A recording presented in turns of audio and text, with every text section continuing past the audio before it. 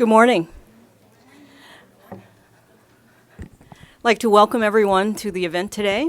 My name is Peggy Brookins. I'm a nationally board certified teacher and president and CEO of the National Board for Professional Teaching Standards.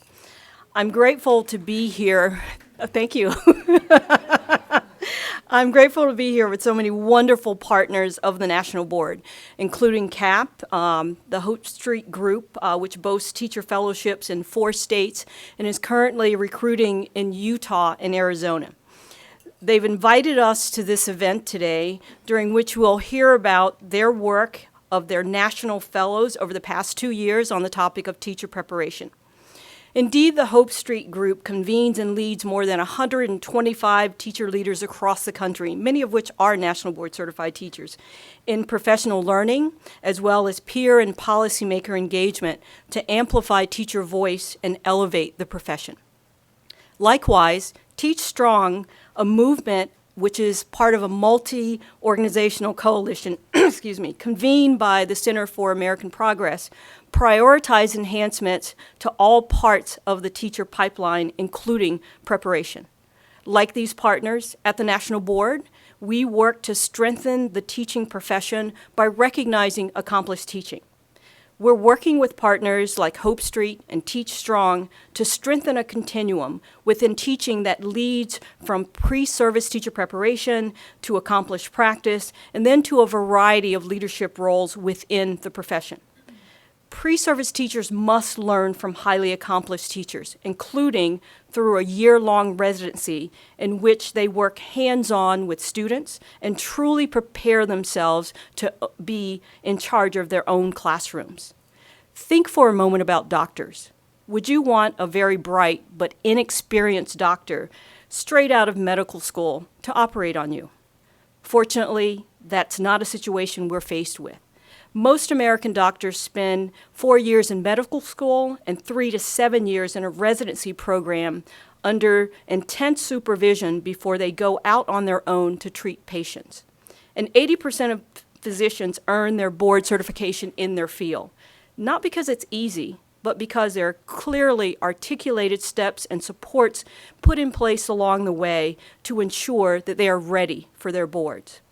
Today, only 3% of teachers have earned their board certification. That leaves us with a tremendous opportunity to define and recognize accomplished teaching. Students, schools, and communities would be well served if the profession had an expectation that teachers take these steps along the continuum, and accomplished practice would be the norm. We have an increasingly diverse student population in America, and we need a highly skilled and diverse workforce. Properly preparing and supporting the next generation of teachers will help us retain them as well. So what might it look like if the education sector in general would lead the profession to improve teaching and learning at scale? It would start with a new teacher's practice being deliberately developed to an accomplished level, with support from accomplished practicing teachers. Board certification would be a professional expectation, a norm, and would be a rigorous, performance-based, peer-reviewed process created by the profession. The leadership of expert teachers would spread throughout the system. These experts would be seen as a source of professional leadership for instructional improvement. Practicing expert teachers would help drive novice teachers in their journey to accomplished practice. The result would be profound for students across the country. Given the incredible range of challenges that our students face, including poverty, lack of resources, we shouldn't give them an added challenge of unprepared teachers. Much work is being done to advance the continuum. Educators Rising has also began to show what it looks like for teachers, for students in high school to understand what it is and what teachers should know and be able to do as they want to enter the profession as well. We have looked at what it looks like across the continuum for many of teachers and many of those who are interested in becoming teachers in this profession. So we say to ourselves, how do we do this? How do we do this together? How do we start from the beginning of the continuum with the work that's going on in pre-service, the work that many organizations are doing in order to make this happen for all of us? We have looked at cooperation between K-12 and the need to have accomplished teachers be a part of those cooperating teachers, forming relationships that we normally don't see currently. We know that our pre-service education providers are also changing the work that they're doing. They're realizing the need for this relationship with K-12, having accomplished teachers be a part of that relationship. They understand that there's a need to change. There's a need for support. There's a need to embed a different way to educate the next generation of teachers. So what we want to hear from our panel today focuses on that work. It focuses on how we solve the problem of the next generation of teachers. How do we together codify the continuum so that the expectation is embedded at the very beginning of this profession about what teachers should know and be able to do? That they are teaching to a high level of standards because there is a level of standard that has been set for students as well. So as we take this journey together, we have problems to solve, but what we want to talk about today is some of the how of getting that done. So we have an incredible group that's with us here today, and I'd like to welcome that panel of these individuals to the stage, and I'm sure we will have a conversation that will be quite interesting, and hopefully it will be a conversation that is transparent and a conversation that helps us toward our goal. So thank you and welcome.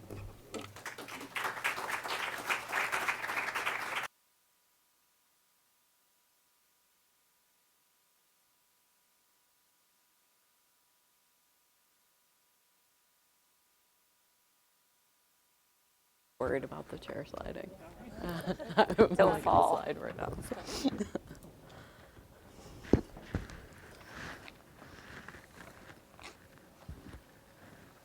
Right. So just to echo what Peggy Birkin said, welcome. We're really excited to have such a great turnout. It's always nice to have a packed house for these events. Show there's lots of interest in the topic.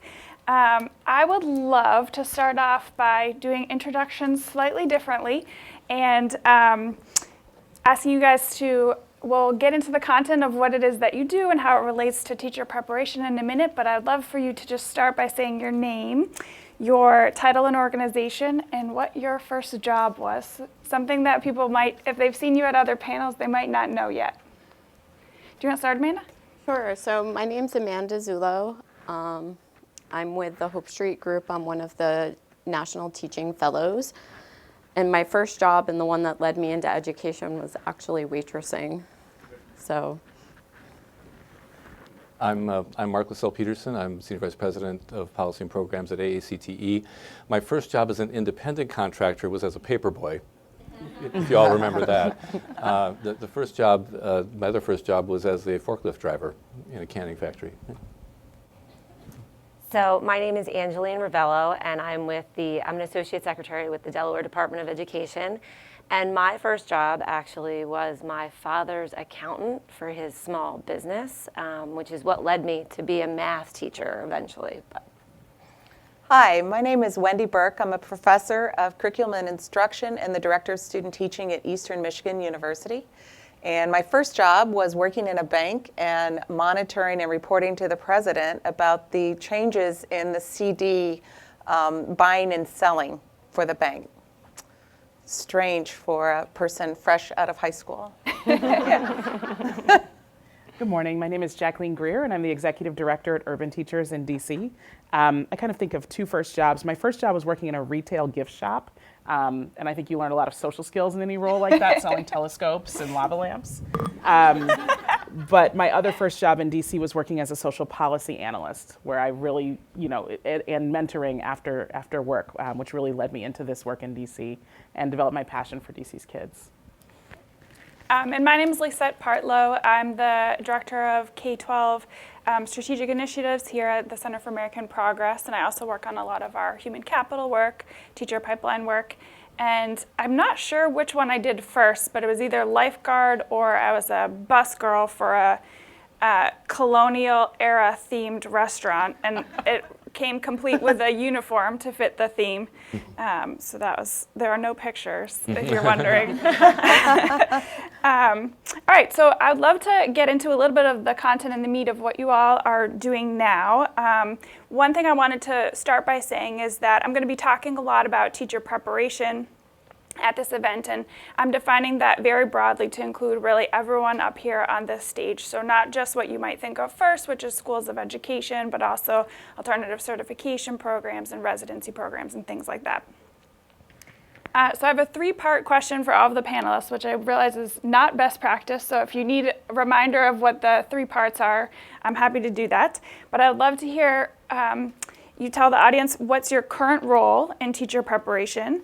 And for those of you who are current or former educators, which I think is everyone on the stage, if you could describe your own educator preparation experience, pros, cons, and then how that brought you to your current role or how it shapes what you do in your current role. Why don't we start down here this time? I'm the executive director at Urban Teachers, like I said, in DC, and we're a teacher residency program. So we spend, just as we were speaking about earlier, a full year for every single one of our residents with a veteran teacher, really learning best practice from those veteran teachers. So a one-year residency. I use the 1, 2, 3, 4 model, the 2 years of master's degree coursework, focusing on both general education and special education, currently partnered with Johns Hopkins.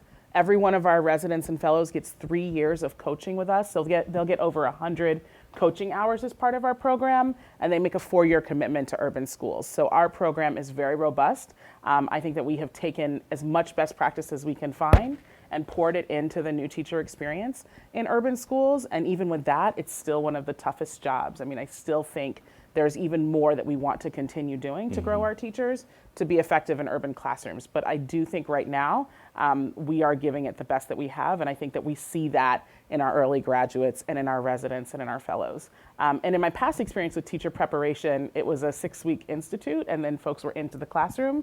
And a lot of the learning I had from then is why I do the work that I do now, because I think there's so much we can add over the course of another year to really get a teacher ready. A lot of the teachers we were preparing in that quick start program was the best we had at the time, but they were really not ready for the challenges of any urban classroom or any set of urban students, and it wasn't their fault. It just wasn't the right program for our highest need, highest demand students.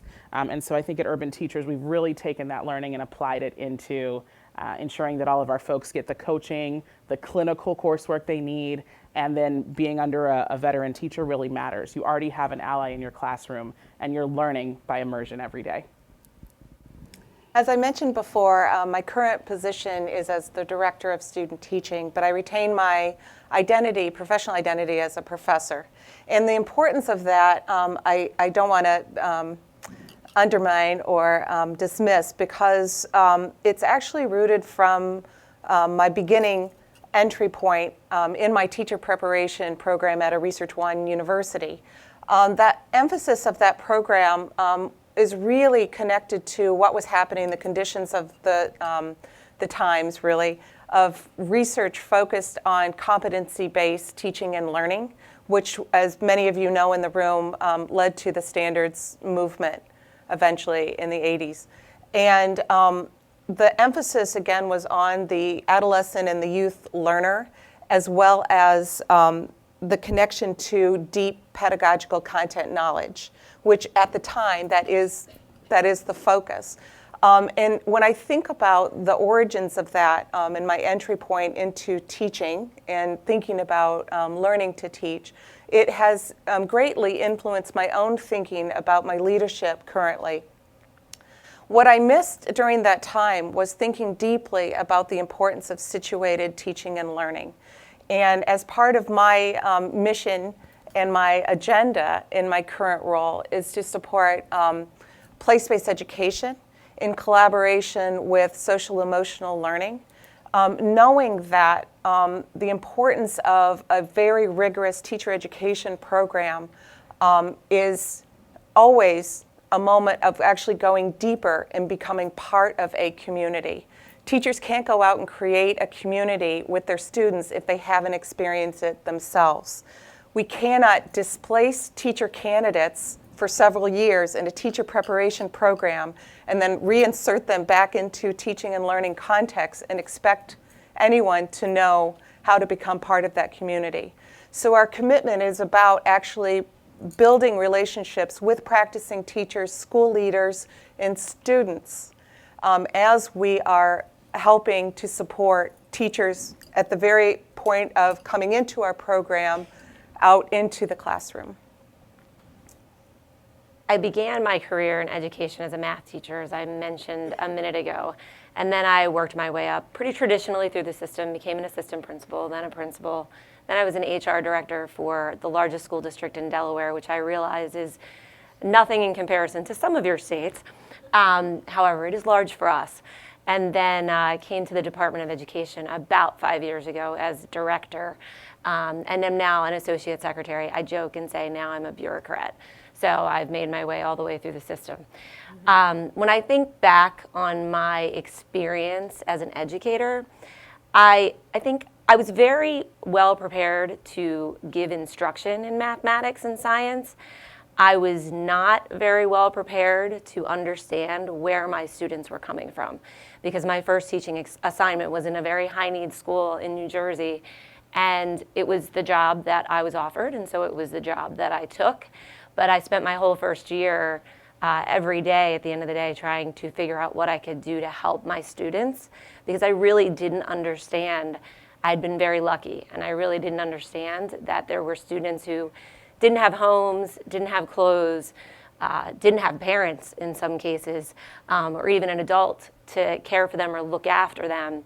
And so I do the work that I do now. We do everything in my branch at the department about educator quality, but I do that work in large part because I feel it's our responsibility to elevate the profession, and in doing so, train teachers and principals and leaders and superintendents in ways that will help them be successful, especially with the students that need us the most.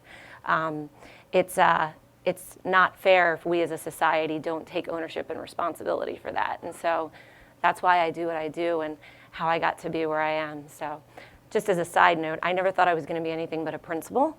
Everything else that happened after that was kind of, we need you to come and do this. Well, would you think about doing this?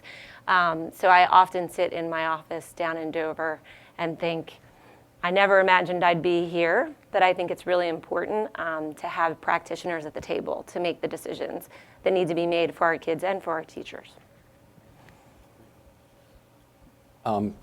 My current responsibilities at AACTE are working with our policy and program areas. So just to put a little context around it, American Association of Colleges for Teacher Education are over 800 institutions of higher education that prepare teachers and educational leaders, so we're the association of that group. We also have 46 state chapters around the country, Eastern Michigan being a member of our Michigan chapter, where I just was last week, with about 1,200 institutions that participate. And what do they all do together? Well, we work together on advocacy for policy that we think is going to support strong teaching. We work on partnerships, both at the national level with other associations, many of the associations in the room, but at the state level, what's been really fun to see in the places I've been visiting this spring are the strong partnerships that are developing at state levels between preparation programs and their state education departments, and the unions in the states, the administrators' organizations in the states. So partnership is a very strong theme. And innovation. We try to find ways to spread knowledge of innovations that are going on in practices around all the places where we are. Now, how I got to that, that's an interesting question. Actually, I started out in education as a tutor, as an undergraduate, as a tutor for Southeast Asian refugee immigrant folks from Southeast Asia that were coming in very large numbers to the upper Midwest, to the Minneapolis-St. Paul region in particular, and to the University of Minnesota. And this puzzle is what drove me into education. How can an institution that I love so well, that is serving me so well, fail so miserably at serving students who are smarter than I am, have experienced more things than I have, but are coming with experience that don't match up. That's the puzzle that drove me into it, and that I've kind of wandered through different places trying to find out. And teachers are the big answer to that, right, at any level. And teachers' ability to connect, just a theme that I think we've heard on the panel already, teachers' ability to connect with students and understand the students' life experiences and to draw from those life experiences, I'm a little bit of a Freudian, if you pick that up, draw from those life experiences the things that draw the connections to the wider conversation of humanity, which is how one way to think about what education is. So how does that play out in what we're doing right now? We're at AACTE strong supporters of partnerships between local communities and the schools of education, and we're working on a couple of projects tied to that, which I could talk about a little later, but that's probably enough place to leave it now. And one little side note, my first faculty position was at a wonderful place in the SUNY system called SUNY Geneseo, and I'm happy to pass the baton to an alum of SUNY Geneseo. I'll take Hello, that, Nancy yeah. Zimfer, if you're watching this. Yeah. So my experience in education began from a young age because I hail from a family of educators. My great-grandma was the first educator in a very small town in upstate New York called the Indian Lake. And from there, my grandma, my mom. And so I always laugh that I fell into teaching, but I really, I tutored while at Geneseo because some biology professor saw the ability of me to help my peers learn in a very challenging biology class. I did go through a program at now Clarkson University where I had a year-long teaching experience where I was mentored by two amazing, accomplished educators. Our panels that came in to speak with us about the challenges of being an educator were MBCTs from the school communities around us, rural, suburban, and urban communities. And so I had the fortune and the pleasure of seeing kind of a broad spectrum of what kind of educational situations are out there. And I had the experience of working both in urban and in very rural situations. I do think that I also was fortunate in having a program that embedded deep reflection. So as we were hearing from the MBCT alums, we would write kind of mini reflection papers, and that prepared me on my journey to be a national board certified teacher. And even now I look back and I help a cohort group in the Adirondack Park, and I talk with them about just taking 10 minutes at the end of the day to reflect on how the day went and the improvements you want to make in instruction. My experience in teacher prep also leads to the fact that as an alumni of Clarkson, as well as a SUNY University, I've been able to go back and instruct classes. So I've done a lot of work in instructing pre-service teachers on inquiry-based pedagogies, of which I had the experience of writing a few books and various other articles on. So that was it's both helpful for the educators to hear what an alum is doing, but also a regenerative process as a teacher and an educator. I was fortunate to work on the Teach New York panel where we discussed, how we're going to shift teacher prep in New York to both handle the challenges of a coming teacher shortage, but also the new environment that surrounds education today, and how we can make a policy that's malleable enough to last for quite a long time. So you've had a chance to get to know a little bit about our panelists and what it is they work on, where they're coming from. I would like to start by asking them about, so for those of you in the audience who don't already know, Hope Street Group released a really great paper today, and it's the follow-up to a paper that they released last year, called On Deck, and it discusses what teachers' own opinions of teacher preparation are, and what they think should be done to improve their teacher experience. And one of their big findings was that about half of teachers said that they didn't feel prepared to teach students in high needs or persistently low achieving schools. And so I know each of you are working on this from different angles, and I was wondering if you could talk to the audience a little bit about what it is that you're doing to address that particular challenge, or Mark, at AACT, it might be a particular program that you want to highlight. Why don't we start with Amanda?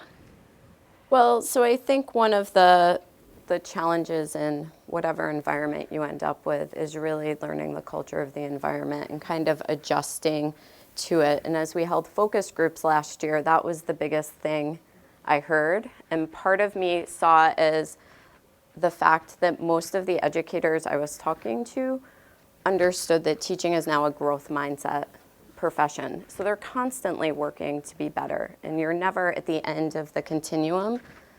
As an educator, every day you learn something new from one part of your classroom or another, and that's what you grow from and how you learn and shift and change to the current environment.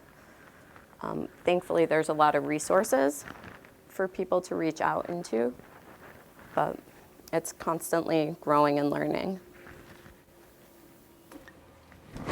Anyone else? So I would just say that this is a difficult conversation. As many conversations in education are difficult conversations, and different stakeholder groups come to the table with different ideas about what needs to happen and how we need to move forward. I think in Delaware we've done a pretty good job. This is a pretty good example of where we've actually brought all the stakeholders to the table. We don't always do that very, very well, but we have done it that well in this case.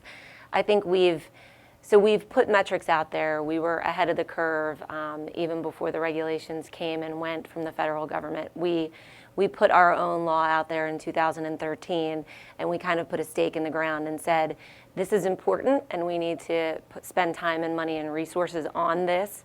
And we've brought all of the players to the table, and we've had in-depth conversations with them, and we've talked with them specifically about what they think needs to change. We've brought educators to the table. We have perception surveys that are now going out that are part of those metrics.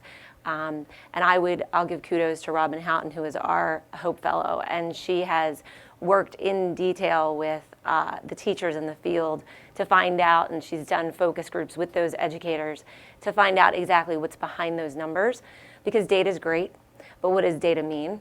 And I work on a team that's very into data, but you have to figure out what that means and what you do with the data, much like you do when you have student achievement data.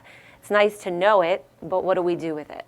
So I think we've spent a lot of time getting engagement and listening. Now, that doesn't mean that we always come to consensus, because we certainly don't, but at least people leave the room knowing what the expectations are going to be, and they understand what strategies they could use to move forward to get to those expectations. And we try to help them along the way. We try not to leave them out there by themselves. So. Recently, I was in the presence of an amazing teacher in Detroit Public Schools who shared about the ways in which she engaged in teaching and learning with her students. And a phrase she uses continually motivates me and inspires me to think very, very differently about both student and teacher agency. And the phrase is, make no decisions about me without me. What that means for me and my role as someone who's engaged in teacher preparation is not only do we need to have the teachers at the table in thinking about what teacher learning is about, what professional learning matters, what is relevant, but of course we need to have our pre-service to student teachers at the table in thinking about what needs to change and why does it need to change, and what are we doing well. What can we build upon? How do we deepen our commitments in meeting our students where they are when they come into our programs, rather than thinking about any space in which the use of the word training is used. We do not train human beings. You train dogs. We actually lead for professional learning with our students in support of other students and other human beings. And when we think in that way and we act from that position, we've started in a different place. I think a lot of the way you build and architect a program speaks to your beliefs. And I think in our work, we have a lot of in-depth debate about the schools that we place in. And in some cases, we've gone into some of the toughest schools in the district. And my argument to my team is there are students going to those schools every day. Who are we to decide that we can't place a teacher in those tough buildings? And I really think about that a lot. And I haven't always made the right decision. But if we're making our decisions with students in the center, which everyone agrees that they make their decisions with students in the center, but our students are still reporting to school every single day, we deserve to put the best possible, best prepared, not trained, teacher in front of them every day. And I really strongly believe that our program continually works to do that. And I think about one of my teachers who struggled in her first year and is really doing well now. And when I asked her, I said, what have you shifted? What's changed for you? And she said, when I started, I thought that my students needed to learn the way that I taught them. She's like, but now I realize I need to teach them the way that they learn. Like, very simple, but very profound, because she knows her students are going to have a certain degree of diagnosed or undiagnosed special needs, and she knows how to reach them. She knows that she's going to see different behavior management concerns, and she's going to call her coach. So I think one of the things that we've really worked on is making sure that urban teaching is a doable job, and if somebody has the right toolkit to do this work well, or the supports to continue growing, they're going to be effective in the classroom. It's also going to take time. And I think that's another component of our program is the residents I see in year 1 look nothing like the folks that I see in year 4. And that's exciting to think about the fact that they're continuously growing and improving, and bring that mindset with them every day that they're working at the edge of their practice and they're going to continue to bring out something new. So I really think that a lot of the way we speak about this work really speaks to our beliefs about what we believe kids can or cannot do, and what those students look like and where they've come from. And if I could just drop one comment in on top of that, I think that's such an important point, because we have to be working on the basis of beliefs and confidence and having those kinds of conversations. So here's just an observation and a puzzle. The observation is what I'm seeing right now is a lot of conversation across the states, and what you're doing in Delaware. We've got some folks I know who work in Delaware, very happy with the conversations that are going on there. We've got conversations at the local level, conversations at the state level. CAP has convened this ongoing conversation at the national level. So there's the observation. The puzzle is, why are we having such a hard time getting policy to come together to support that practice in the way that we want? And that's not a criticism of anybody, by the way. Just saying, when you look across the landscape, you look out to Long Beach and you see this wonderful partnership that's been sustained forever. You look to Fort Collins, Colorado, and you see a great partnership that's been sustained forever. And we look at that and say, well, that's what every PDS school should be. But unfortunately, when you look a little further, you see a lot of sandcastles laying in ruins. A lot of things, great partnerships that have been built up, great conversations that have yielded wonderful results, but haven't stuck. So we're at a beautiful time. We have these great conversations going on the right basis, right? We're talking about the right stuff. I think we're on the cusp of figuring out how to actually pull that together and some policies that let us sustain the best things that we see. So how do we do that, Lisa? Oh, no. You're asking the question. I'm Sorry. asking the question. So a couple of really great themes here. One is the design of your program. It starts with the design of your program. You need to give students, prospective teachers, the right toolkit for what they're going on to do. One is making sure that community and stakeholders are involved in all parts of the decision-making process. And Amanda talked a lot about, for an individual teacher, the process of reflection for improvement. A few other things that the On Deck report, the Hope Street Group report that I referred to earlier, talked about. Teachers also said they felt they wanted more preparation for teaching, differentiating their instruction, and for classroom behavior management. And we don't have to go all the way down the line, but I was wondering if there's another theme that we maybe haven't touched on that relates to what you guys are doing specifically as it relates to those. I know you mentioned behavior management really quickly. I don't know if you have more to say, but anyone feel free to jump in. Yeah, we do a lot of work around that in residency and really evaluate it. Sometimes I wonder if it's too much in the right framework, but try to provide a variety of different frameworks for all of our teachers to access around behavior management. Because if you don't have that and you don't have engagement, you know what those classrooms are going to look like.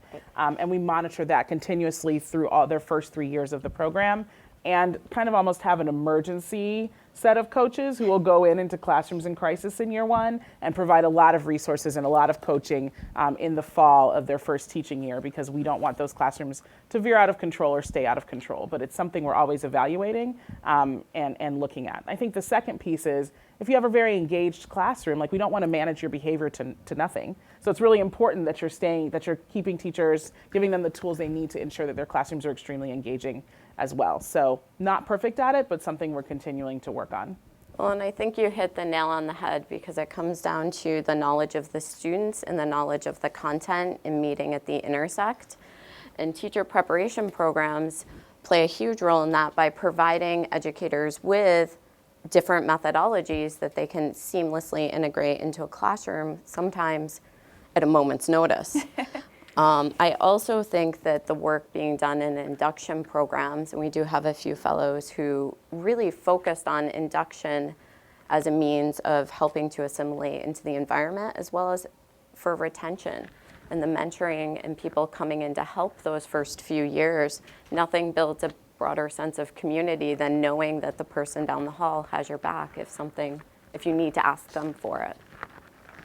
I do want to talk about retention in a little bit, so we'll discuss that more. Go ahead. So I wouldn't say we've got this figured out, but we are on the path towards thinking about what would it look like if we assumed an adult learning stance using a developmental framework for thinking about those becoming teachers. We are partnering with the Weichert Center and learning a lot from after-school programs that have been highly successful in under-resourced schools, in addition to place-based education platforms. So when we begin with the candidate, someone learning to teach at whatever stage, and we begin with thinking about his or her own emotional management and maturity, we're starting in a different place again.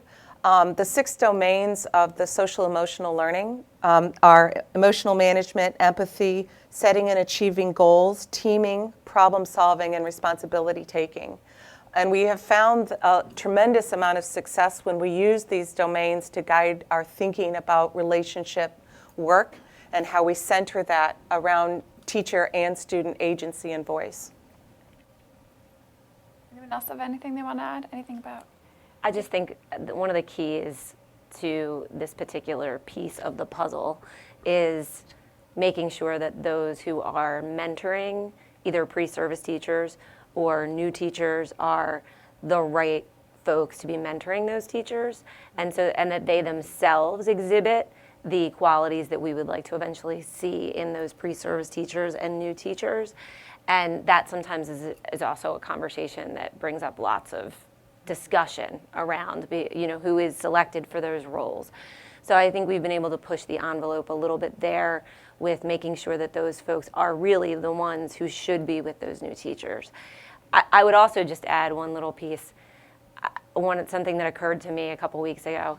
I think one of the ways we could maybe get at this puzzle a little bit better is to actually ask the kids, because I was at a charter school that it's a particularly high-performing high school charter school in Wilmington, and they've been around for a couple of years, and they're part of a larger CMO.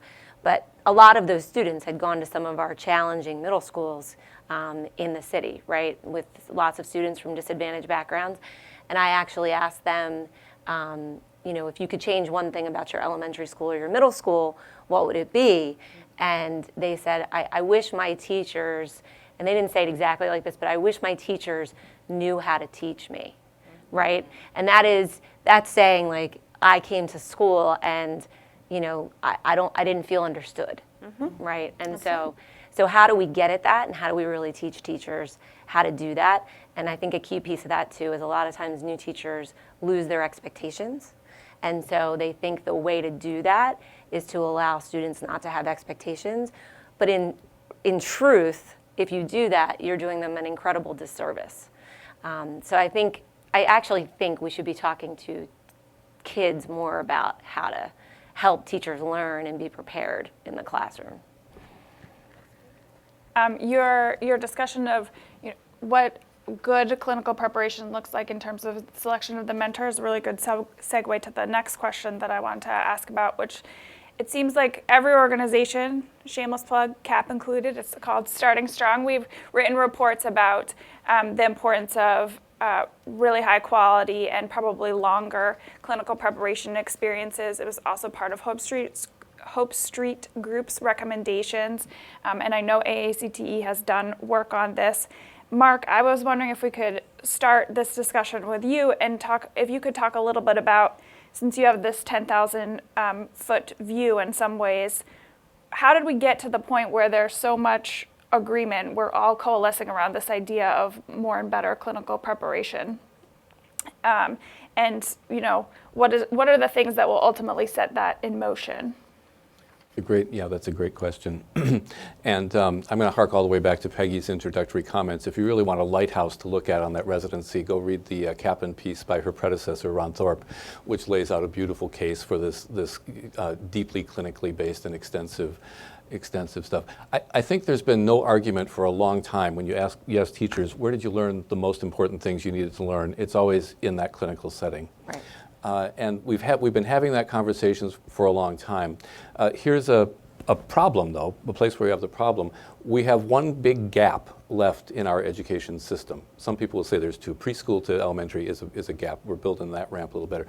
The big gap is between secondary and post-secondary education. And teacher preparation policy has to ride a bridge back and forth across that gap every day of its life, every minute you go.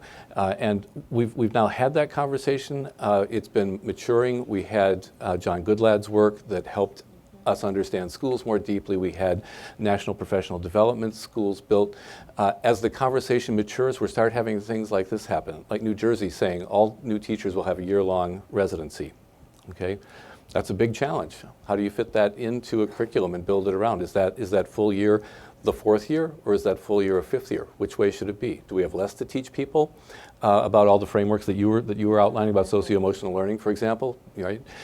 So I think the conversation is coming to a good place, and as it keeps going, we're going to see the push for that.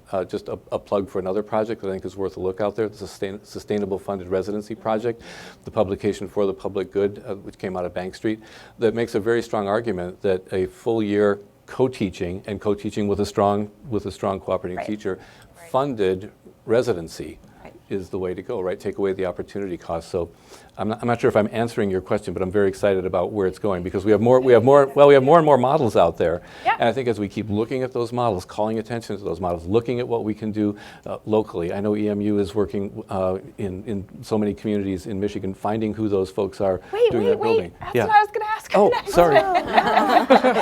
All right.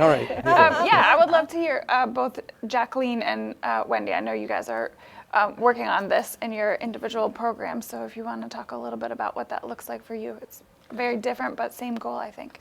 Yeah, I think for us, I think one of the big pieces around residency is it's not an easy fix and it's not inexpensive. And so I do think it's the best way forward. And so we're continuing to really think about how we partner with a variety of different schools to ensure that our teachers are getting what they need. And we're very particular about picking our host and mentor teachers. And so we have really looked for highly effective teachers, looked for folks who understand this work, who want to do it. I think that's actually an important indicator, because even if someone's effective, if they don't want a resident in their classroom asking questions that they might find annoying, it's not going to work very well. Mm-hmm. And so I think for us, that's been one of the key pieces. But it really is the way forward if we hope to not just bring new teachers into the work, but retain them in the work. And I think that's one of the big outcomes that we have really looked at. How many more people are we retaining? How are we stabilizing school buildings where turnover might have been high? And then how are we stabilizing the turnover in a district, in a Baltimore, in a Dallas, and in DC? So those are our big questions. And I would echo and amplify. I would say that our approach has really developed and emerged over time in realizing initially we were thinking, we're all about sending out change agents.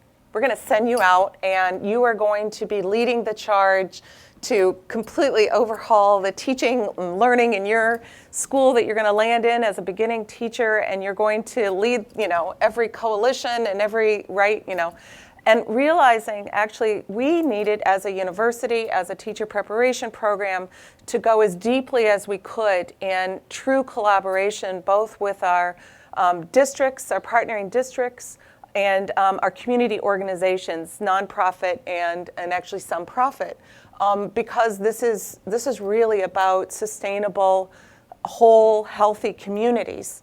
And once we really took hold of that, it was a game changer.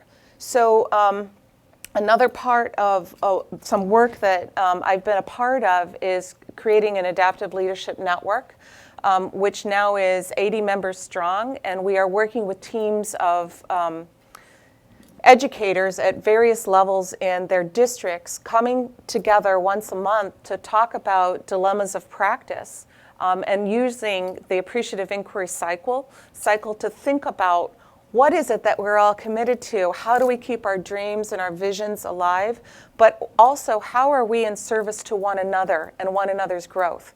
Because we know that we can also all experience tremendous amount of burnout and almost that helper's query of how do I keep doing this and fighting the good fight and trying to have purpose drive what I'm doing on a regular basis. So we knew that we needed to create places in which that sustainable partnering and working together over time. I mean, it's 5 years now in becoming, and it's a very healthy space for people to fail quickly, fail often, and learn from those mistakes. And that, for us, is enacting the growth mindset that we want to then model for anyone coming into the profession.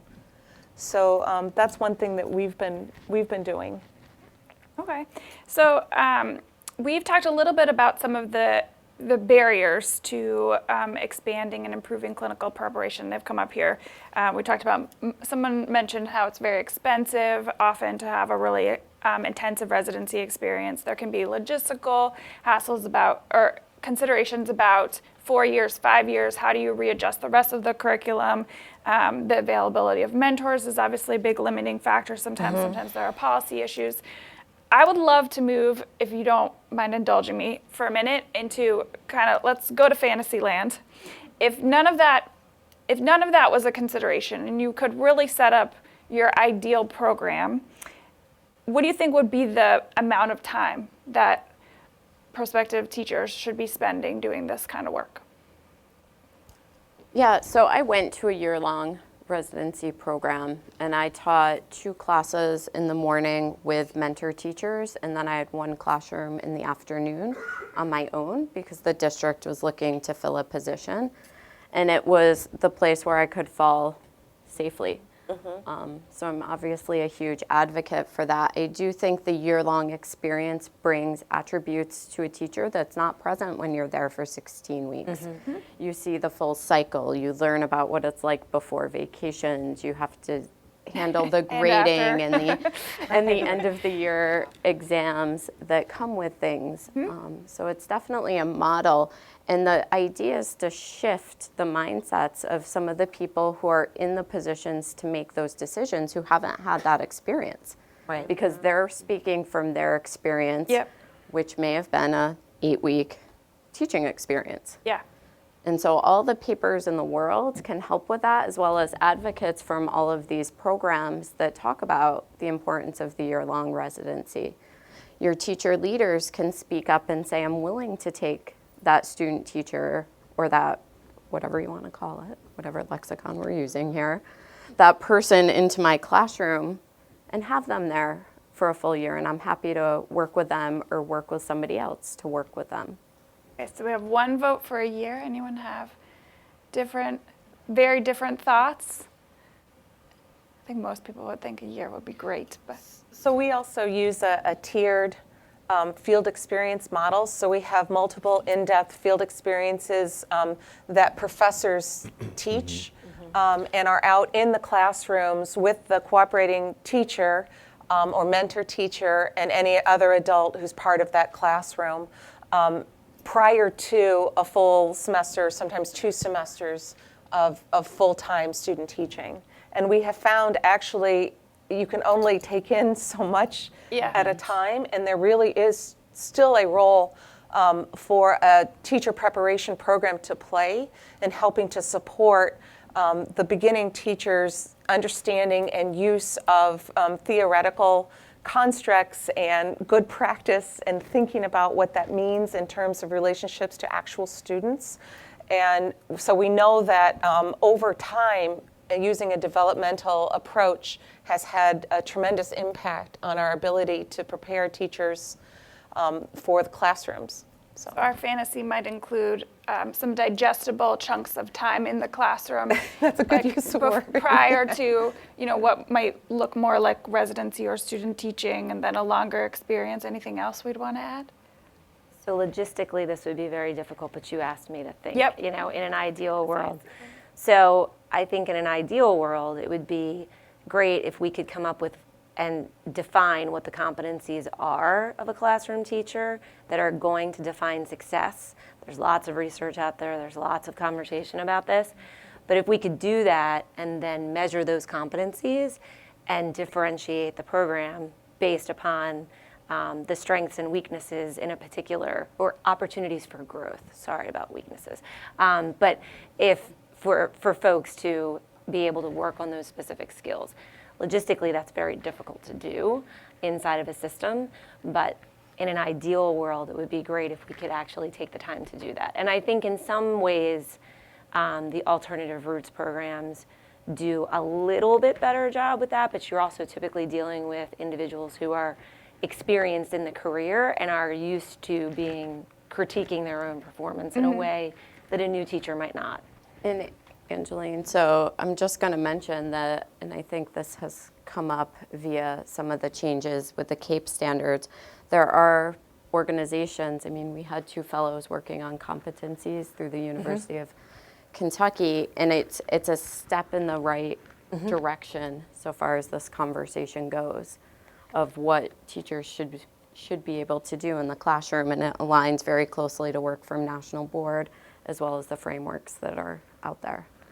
Okay, so time in the classroom before you're actually doing your clinical experience, a long and very good clinical experience, and then also your clinical experience is almost personalized. It's tailored to what you need to work on, maybe even that week, that day, and reflective of what are the skills that you need to develop in order to be And the feedback competent in to the classroom. actually make the steps that are necessary. Yeah. Okay. Do you have anything to add, Jacqueline? I think I vote for a year, but I do think some people, that's what we do. But I do think some people might be ready a little earlier, and then some folks need a little more time. So our year is actually 14 months.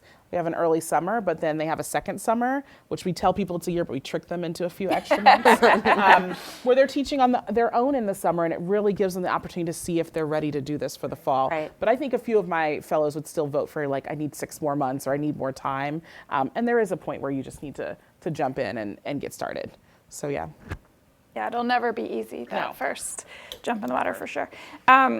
So we talked a little bit about clinical preparation. I'd like to move kind of one next step in a teacher's career to this transition, which we've already kind of gotten into a little bit, into owning your own classroom, being responsible for your own classroom.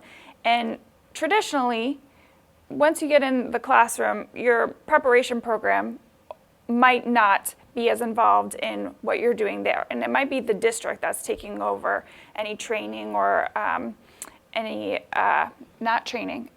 sort of development that you're doing as a new teacher. Word, please. And I would love to hear from you all if you think that there is a need or a possible role for preparation to really extend a little bit further into teachers' classroom time. And again, I know there are policy and logistical barriers to this too, but if we could think about what that might look like, what would be ideal for teachers and students?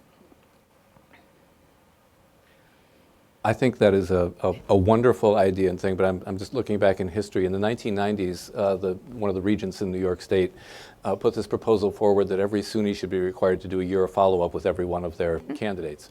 That idea came off the table when they realized that the place I taught and every other SUNY institution served students from all across the state, and so what the budget would be for supporting that.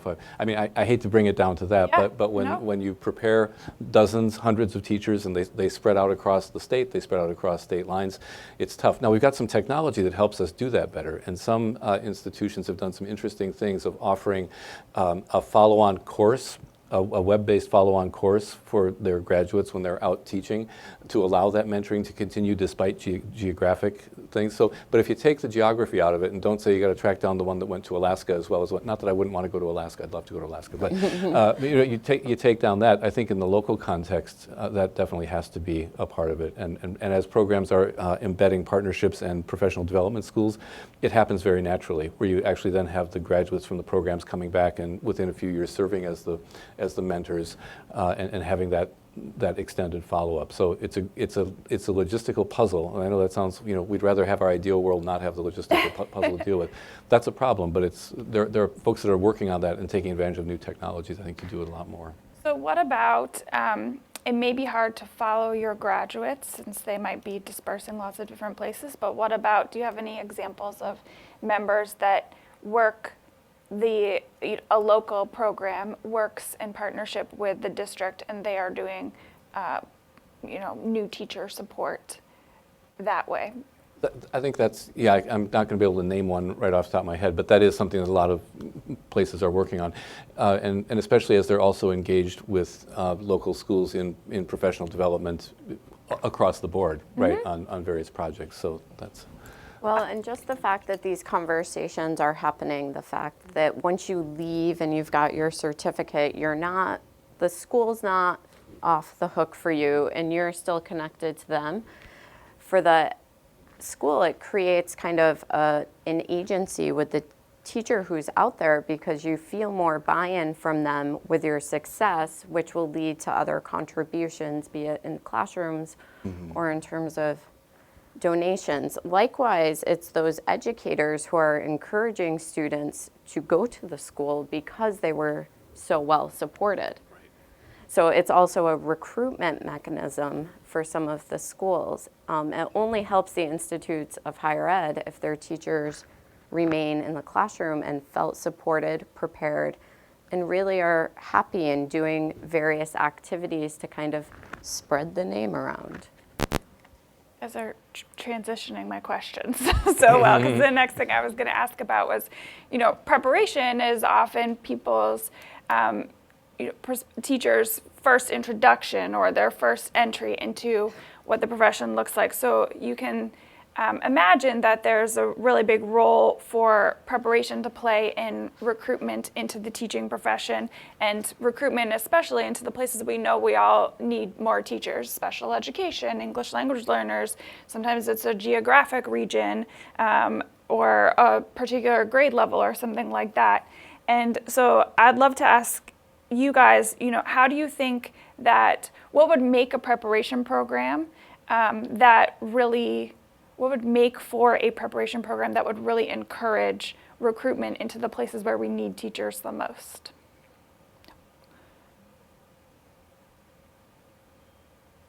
This is a thinking question, I guess. Well, it's a basic answer for us. We put more points into that metric. So if you're placing student teachers and you're placing first-year educators into high-need schools and they're being retained, the educator preparation program actually gains more points for that particular metric. So that has moved some people in a direction to actually have some conversations about what it would take to change educator preparation to better prepare those teachers to be teaching in those schools. I think also there's been a more direction to own that we need to do something about the schools that have not been successful for decades. This is not new. These schools have not been successful for a long, long time. And so what is the onus of responsibility for the IHE, especially if it's a state IHE, and for the ARTC programs, and for the state? And what is the role in helping to make those schools successful. And that lives in the educator quality. That lives in the person that's standing in front of those kids. And so we owe it to those teachers to better prepare them for that. And so I feel like there's a moral obligation that's developing, at least in Delaware, that's different than maybe what's existed in the past. And folks are way more focused on that, including legislators, including the governor, including our Secretary of Education. And we've all, I mean, I grew up there and left, but lots of us have lived there and lived through this and lived through desegregation and lived through all kinds of things. And there's just a moral imperative that I think wasn't there before. So we're having that conversation. But the basic question is, I mean, we just put the expectation there too. Set up some policy incentives, but also are being more explicit about this is something that we need to do for our kids. And we talk to them about, like we talk with the educator preparation programs, not only about the metrics, and they've helped us with the metrics, but also what do we do if a program's not meeting the bar, right? And they've walked us through and helped us with what we sat down at the table with them and said, look, what are we going to do if someone's not meeting the bar? And so we're showing them the how and having them help us develop the how too. What about from the perspective of an individual program? Here's what we did in Geneseo in the SUNY system.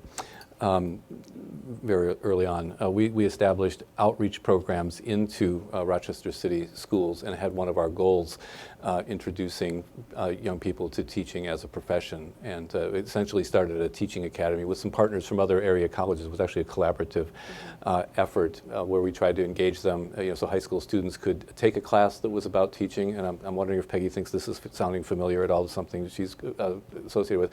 Very much like what Educators Rising is doing now before Educators Rising came along. So I think a lot of preparation programs are seeking and very eager to partner with Educators Rising, which has a wonderful program.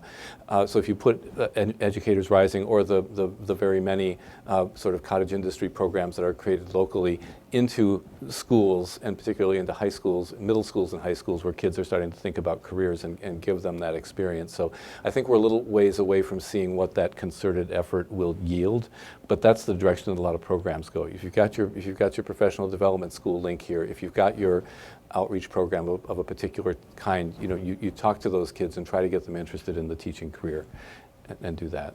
So. I think there's such a huge need for special education teachers across the country. I think we need to redefine special education and what that means.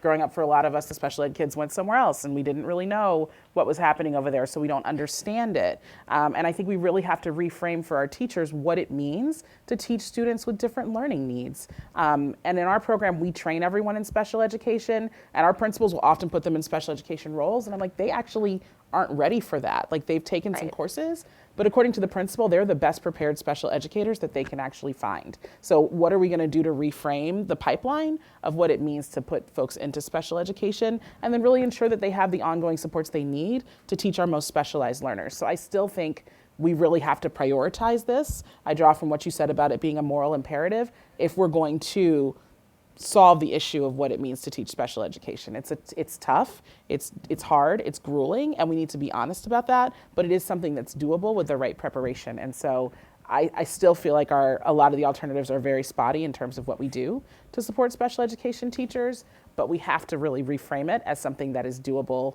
and high impact, just like we have the teaching profession. So I still think we have a lot of work to do, but I still think that it's something we could really attack if we wanted to. But I don't know that I've seen the momentum to want to do it. And I think that's the tougher part. Yeah, for sure. All right, so I have all these other questions I wanted to ask, but we want to make sure that you guys have a chance to ask our great panel questions. So we're going to move into Q&A. I'd ask that you just, if Antoine's going to be coming around, are you walking around with the microphone for folks so that everyone can hear you? And I would just ask that you state your name and your organization, and then there are no bad questions, but it needs to be a question. That's my third request of y'all. So if I open it up to any of you. What's that? Oh, We're selecting. All right. I kind of feel like a teacher, and I don't know who's who. So, in the pink shirt right here. Yes. Hi, I'm Jill Cullis, and I'm with Hope Street Group, and I have a question. We sort of work in a vacuum, whether it's IHEs, school districts, departments of ed. What role and responsibility does business have in teacher preparation? Because they really have an indirect, impact. If we better prepare our teachers, they're going to have better students, they're going to have better employees. What role and responsibility does the business community have in teacher preparation? So, Jill, I'm going to speak to that, and I know we've had some conversations, but I think their role is pivotal, because how else do institutions of higher ed and those of us in secondary classrooms know what's out there for our students? So it guides kind of the education we're looking to provide. I also think the feedback from business and industry can greatly shift the purpose for educators, because now they know our graduates are going into these positions potentially. Or we can look at it from a negative point of view, or they're concerned about hiring these people because. So it's our responsibility, our moral imperative, to really bridge those gaps, because there shouldn't be a gap between your high school education and college. There shouldn't be a gap between college and career. Ideally, it's a seamless transition from one to another, where every individual feels prepared for the path that lies in front of them. And there are a lot of places, I think Aurora's one, I know up even in rural economies, where those conversations are happening because there's lots of available jobs, but students aren't quite yet stepping in to fill those. And they're hard conversations, because they're not always feel-good, cheerleadery, yay, but they're also vital for making sure that everything's modernized and effectively doing what it should be.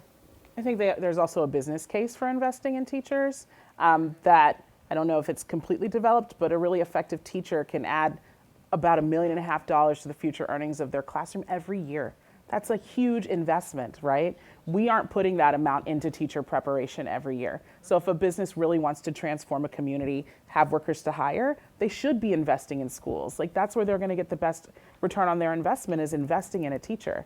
And it's not, they don't have to invest that much. But I think if they did, and they really saw that as part of their corporate social responsibility, our conversations would be very different. And that'd be a game changer. Absolutely. Across the board.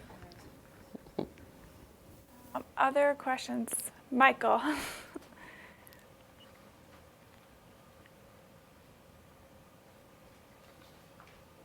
Thank you. Michael Dannenberg with Education Reform Now / Democrats for Education Reform.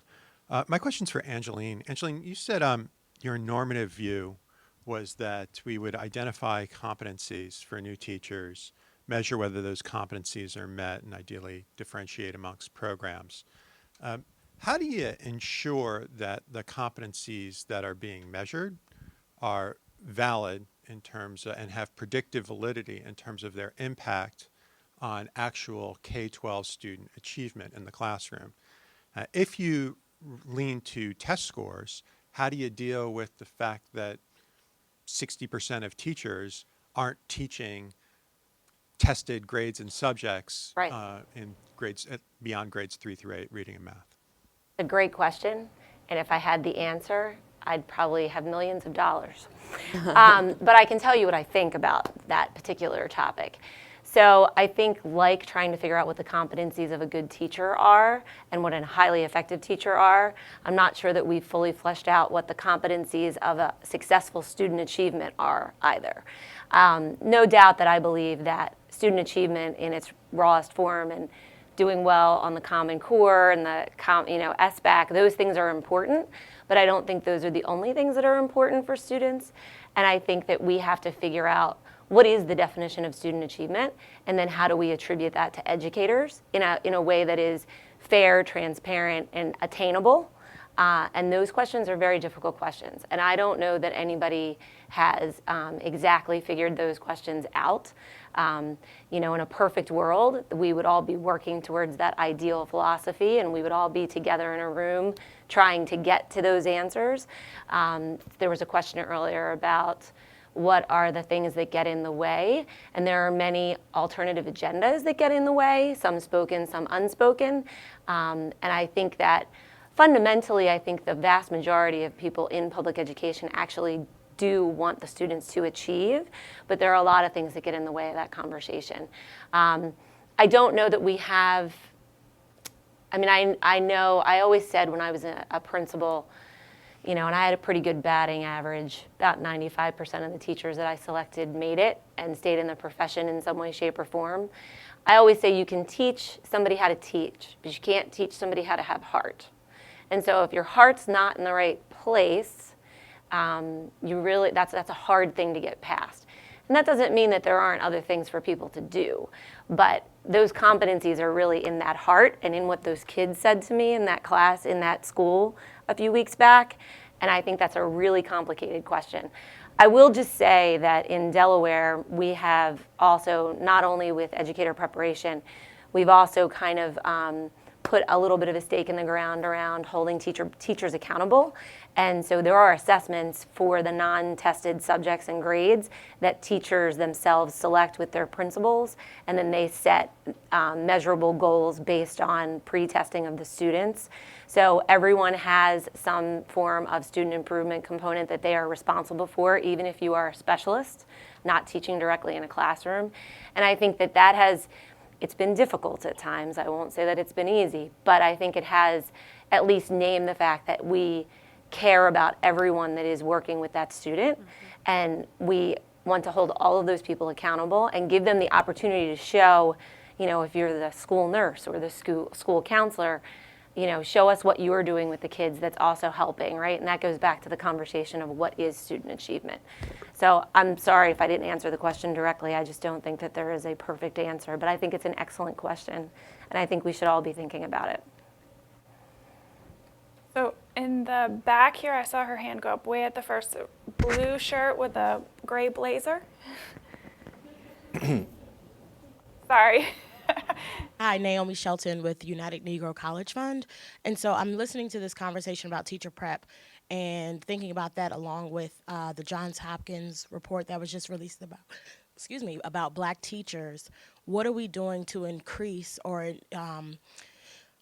to shift how people think about the teaching profession to encourage African Americans to go into the classroom so that they're being prepared adequately? And so just, I'm assuming that you're referencing the study that just came out that showed that an African-American teacher in the elementary grades, it significantly reduced the likelihood of Black men dropping out. Is this the one in North Carolina from last week?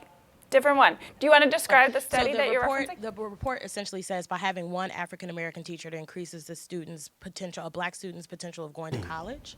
So in thinking about the number of African American teachers that are currently in the workforce, adding that or coupling that with the idea of like how people think about the teaching profession, what is happening or what are we doing to encourage people to go into alternative preparation programs to that number of African American teachers?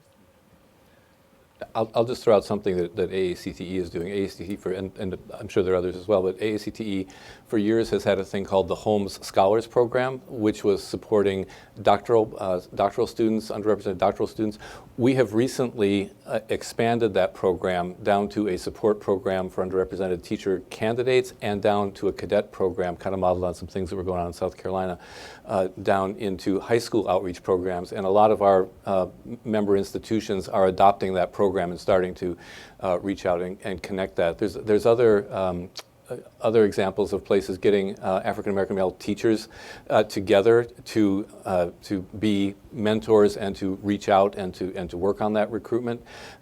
Some places working together on that, and we have a networked improvement community also working on that. So that is a very high priority for educator preparation as a collective, and I know for individual institutions as well. Yeah, we measure our data, and I think that one of the things we need to do is have all of us really open up our data and get really honest about the conversation that we're having. Our program has been over 50% people of color in the last few years, 38% first generation, but we pushed to measure those numbers and then set realistic goals like around what our program looks like. Our program is not effective if we're not diverse, but that's a statement that I think we all have to make. And a lot of that's also driven by our principals who come to us and say, I want diversity in this cohort, right? And that is forcing us to change the way we recruit and to continuously measure. So you expect what you inspect, and I think if we were all as teacher preparation programs opening up our data and looking at those metrics together, I think that would change the conversation as a first step.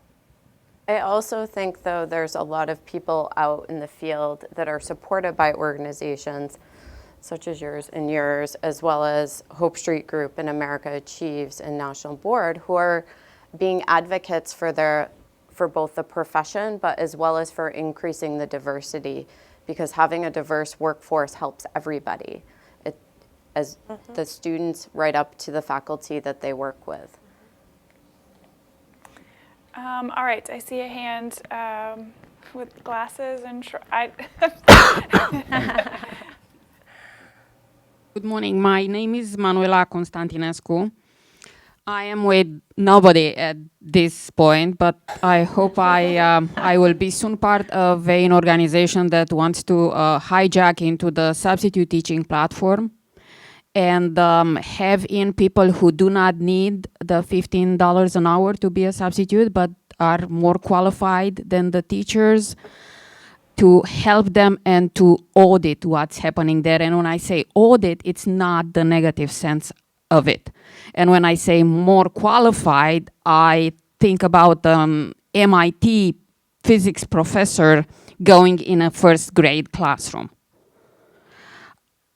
I started to teach physics wrapped in the nuclear cloud from Chernobyl, back in Romania, down the border. And I did it for 10 years. In America, I substituted for 5 years. It was a bliss and horror experience. I propose 2 important things that could start. Can you make sure that you're asking a question, please? Yes. Do you think that the first thing a teacher who steps in the classroom does is to try to pronounce the name of the student to the best of his or her abilities? Because that's very important in the relationship. For 5 years, I was told, you are the first person in America to pronounce my name right. And I say, yes, probably because I came being able to speak 4 foreign languages to me. And I know when the A letter pronounces A or when it does A. Okay, so your question is really about establishing a rapport. Establishing a relationship. Does anyone want to speak to the importance of that? Well, the relationships in the classroom are key, right? They're key to educating the student, and it definitely starts with the student's name and starts with learning about the student background, because those students all bring unique backgrounds into the classroom that will help foster ideas. They help teach others. So that's, No, the foreign children are given American nicknames to make it easier for the teachers who do not consider even trying. And they leave their identity saying, I don't even know how to say the name that's on my record. Yeah, I definitely see how that, what you're saying is that can be, a big problem if teachers are not reaching out and getting to understand their students. So I want to turn it over to Celia, who is going to give us some closing remarks. And before she starts talking, I want to just say a huge thank you to Celia. So she's really the organizer and the brains behind this event. She set up this wonderful panel. She is also unbelievably organized. Never, ever has an event been so well planned and planned ahead of time. So we're really hoping at Center for American Progress that this event is the beginning of lots of collaboration and coordination with Hope Street Group, and it's been very wonderful to work for you. And before we get off the stage, if I could have a round of applause for our panelists and thank them for coming and sharing their wisdom with us today. We should go sit down, I guess? Sure. Okay. Yeah. I'd So love we're to going to keep looking at meander you. down